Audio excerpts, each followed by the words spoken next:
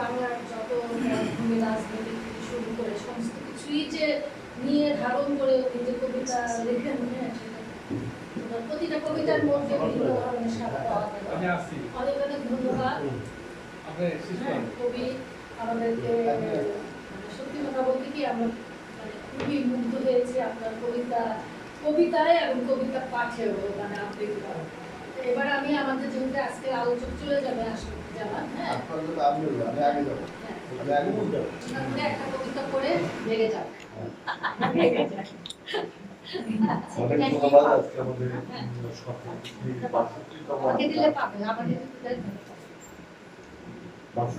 সাহিত্যের আড্ডায় আজকে আমাদের মিতালের সঙ্গে আমার অনেক আগে খুবই স্বপ্নপুর একজন মানুষ, খুব সুন্দর, মেয়েদেরকে সুন্দর বলা সমস্যা ঠিক না, কিন্তু কিছু স্বপ্ন থেকে সুন্দর কবিরা সব থেকে সুন্দর না, সব দিক থেকে সুন্দর, মন মানসিকতা সুন্দর। কবিদের এই স্বাধীনতা আছে মেয়েদের সুন্দর বলা।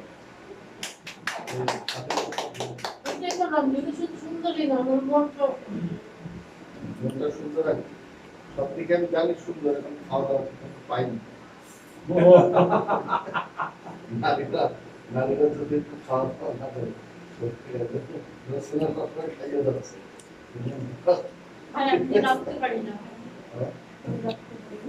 রাখতে হবে কবিতার মধ্যে একটা ব্যক্তিত্ব আঙ্গিক আছে। সে আমাদের যে সমস্ত রাজনীতি যে সমস্ত কর্মবিন্যাস আমরা করি, কর্মবিন্যাসের যে সাউন্ড, যে সেই সাউন্ডগুলো কিছু কবিতা,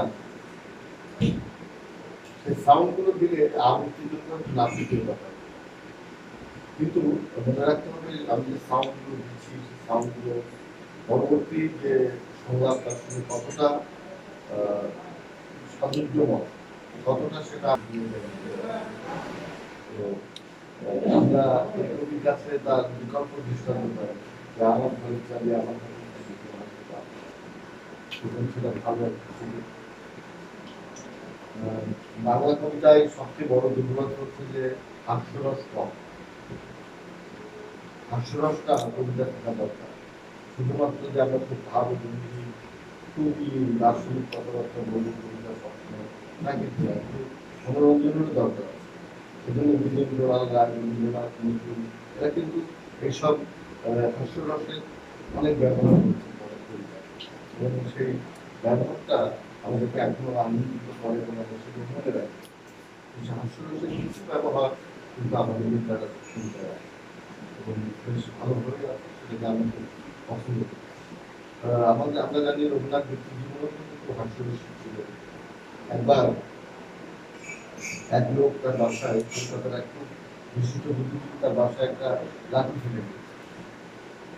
তো তিনি আবার কিছুদিন পরে লাঠিটাই নিয়ে বলছে, এই যে আপনি আপনার দল এরকম। একবার শরৎচন্দ্র রবীন্দ্রনাথকে সবচেয়ে রসিক মানে টেলিগ্রাম করলো যে আমি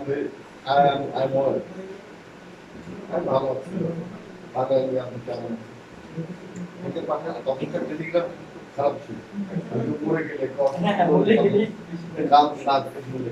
এখানে ছিল আমি খুব ভালো আছি।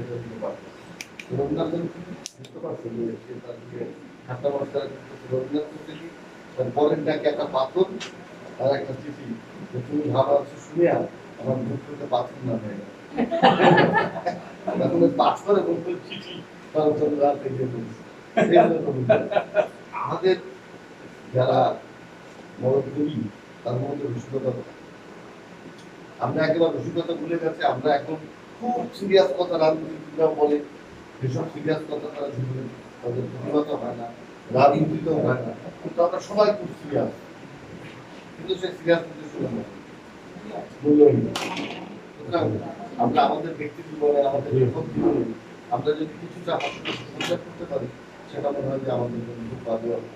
কবিতা সে কাজটি করার চেষ্টা করেছে এবং তার কবিতা খুব সুন্দর এবং মনোগ্রাহী। শুধু আমি যে জায়গাটা বলবো সেদিক দরকার, শুধু আবেগের স্রোতে গা না ভাসিয়ে ওখানে একটু বেশি আবেগই ভালো, সেটা রোমান্টিক করতে একটু বেশি। আমি মিতালিকে বলবো যে আরেকটু সংযত হওয়া, আরেকটু অপ্রয়োজনীয় বাক্য শব্দ ফেলে দেওয়া, একটু এডিট করে দেওয়া। আধুনিক কবিতা যেটা দাবি করে আবেগ সরকার করতে হয়, আবেগও থাকবে এবং তার যে ধারা হিসেবে চেষ্টা করবে সেটা বেশ ভালো। এবং আমাদের যে সাউন্ড, শব্দের যে জীবনে যে শব্দের আবর্তন, সেই আবর্তনটা কিন্তু আমরা কবিতায় আনতে পারি। যখনই একটা দিক করে যাচ্ছে আমি তারা ভাগ্য করছি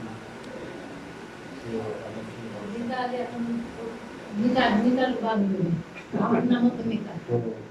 কবিতার প্রতি আমার যথেষ্ট শুভেচ্ছা রইল। ভালো লাগে যারা আছেন এখানে আশফাক,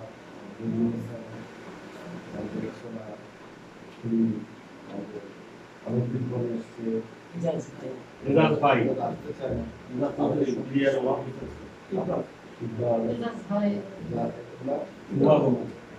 সবাই আমার খুব কাছের, আমরা সবাই মিলে খাবে।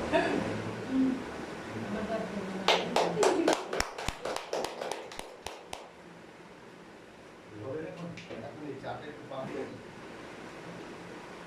ভাড়াতে দিবেন আজকে আসছি তো বলতে বাংলাদেশ প্রতিদিন আর তারপর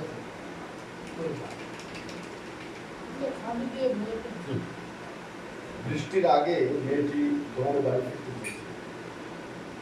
মেয়েটি প্রাণপণ, কিন্তু বৃষ্টি অনেক আগে পৌঁছে যায়। বর্ষার কুয়াশা ঢাকা সব সিঁড়ি পদ্র শাসাচ্ছে দরজা জানলাকে যুদ্ধকালীন সতর্কতা। সব বন্ধ দরজায় করাঘাত করছে মেয়ে। অন্ধকারের আবর্তে সাদা অশ্রু বিন্দু সে, তার চোখের চূড়ায় অবাধ্য মেয়ে। সে হাওয়াগুলি দিয়ে জানলার কাছে, কিন্তু তাকে বারবার জাপতে ধরে হিম হাওয়া। বায়ুসেনাদের দীর্ঘ কালো বেষ্টনী থেকে কিভাবে এগুবে বৃষ্টি, কখনো মানুষটার জাল, কখনো দূর থেকে দেখা শুরু করে।